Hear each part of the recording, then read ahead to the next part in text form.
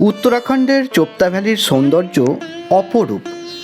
বর্ণনায় বা ভাষায় যা প্রকাশ করা প্রায় অসম্ভব। তার উপর যদি শীতকাল হয়, বরফে মোড়া চোপতার রূপ একেবারেই আলাদা হয়ে যায়। আজ 4 অক্টোবর রাত্রে চোপতার একটি হোটেলে ছিলাম আমরা। এখন চোপতা ভ্যালির রূপ দেখতে দেখতে যাব তুঙ্গনাথ মহাদেবের দর্শনে। যদিও এই ভিডিওতে চোপতার সম্পর্কে অনেক তথ্যই তুলে ধরব। আমরা নাইট স্টে করেছিলাম এই হোটেলটিতে।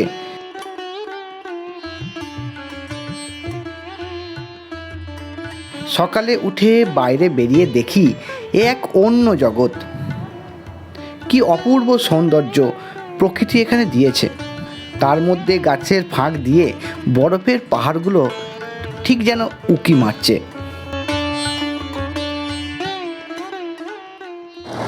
এখন সকাল 9টা।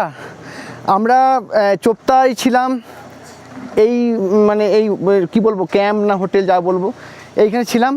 এখান থেকে আমরা আজকে যাব চোপতার তুঙ্গনাথজির দর্শনে।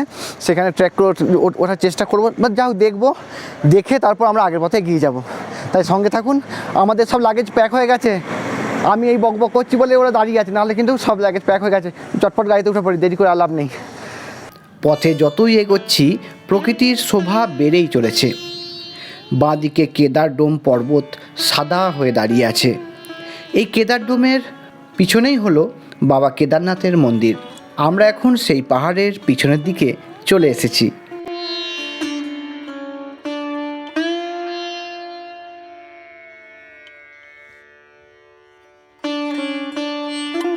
এই পথে যেখানে খুশি দাঁড়িয়ে পড়তে পারেন, ফটো তুলতেও পারেন। কোনো জায়গাটিকেই বাদ দিতে পারবেন না। কিন্তু ভ্যালিটা অপূর্ব সুন্দর। বেশ কয়েকজনকে দেখলাম রাস্তার মাঝে দাঁড়িয়ে ফটোশ্যুট করছেন, প্রকৃতির আনন্দ নিচ্ছেন। আমরা উপরে গিয়ে দাঁড়াবো, তাহলে পুরো ভ্যালিটা আরও পরিষ্কার দেখতে পাবো। আসলে তুঙ্গনাথ মহাদেবের দর্শনে যাবার জন্য ট্রেকিং করতে হবে বলে টাইম নষ্ট করিনি আমরা।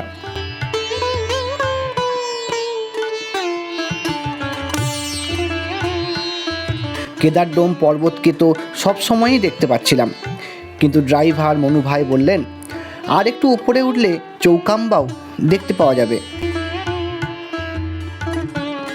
অক্টোবরের নীল আকাশ চোপতা ভ্যালিকে আরও অপূর্ব করে তুলেছিল। শীতকালের কথাটা একবার ভাবুন, পুরো ভ্যালিটা যদি হয় সাদা বরফে মোড়া, কেমন লাগবে আপনারাই ভেবে দেখুন। এবার জানাই কিভাবে পৌঁছাবেন এখানে। চোপতা ভ্যালি পৌঁছাতে হলে আপনাকে উখিমঠ হয়ে যেতে হবে। এটাই শর্ট রাস্তা। তবে বদ্রীনাথ থেকে যারা আসবেন তারা চামলি গোপেশ্বর হয়েই আসেন। চোপতা ভ্যালি পর্যন্ত ডাইরেক্ট বাসের সন্ধান আমি কিন্তু পাইনি। তবে উখিমঠ পৌঁছানোর বাস হরিদ্বার থেকে ভোরবেলায় পেয়ে যাবেন। উখিমঠ পর্যন্ত সব বাহনের যোগাযোগ পেয়ে যাবেন। কিন্তু আমি বলবো, চোপতার সৌন্দর্য উপভোগ করতে হলে চোপতায় একদিন থাকুন। সকালের দিকটাই ঘুরুন, কারণ সকালের দিকটায় ওয়েদারটা বেশ ভালো থাকে। আর এর জন্য আপনাকে কিন্তু গাড়ি রিজার্ভ করতে হবে।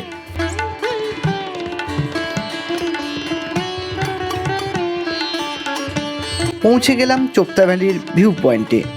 দেখলাম ডান দিকে চৌখাম্বা সিংহ একটু উকি দিচ্ছে, আর বাঁদিকে কেদারডোমের বিশাল রেঞ্জ।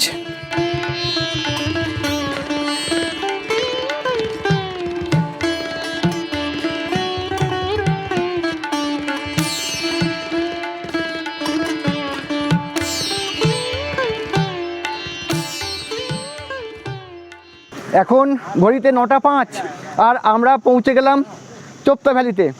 অপূর্ব সুন্দর, অপূর্ব সুন্দর। দেখুন নীল আকাশ, আজকে অক্টোবরের 4 তারিখ। নীল আকাশ, সবুজ চারদিকটা, আর তার মাঝে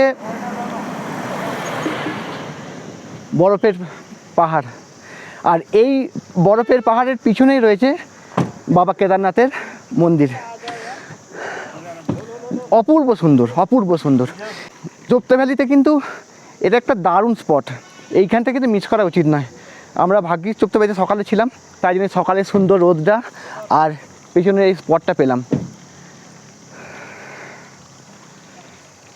এখন আমরা এবার এখান থেকে যাব ট্র্যাক করে তুঙ্গনাথজির মন্দিরে। কখন কি পৌঁছাতে পারি, কখন কি আসতে পারি দেখি, সবই জানাবো আপনাদেরকে।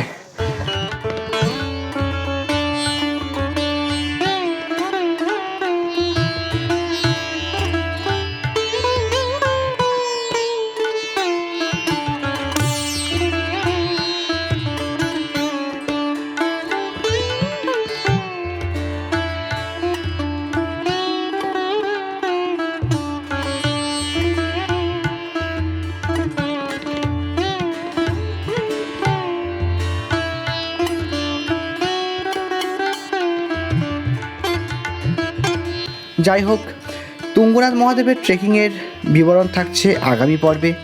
সবাই ভালো থাকবেন আর আমার ভিডিও তো অবশ্যই দেখবেন। ধন্যবাদ।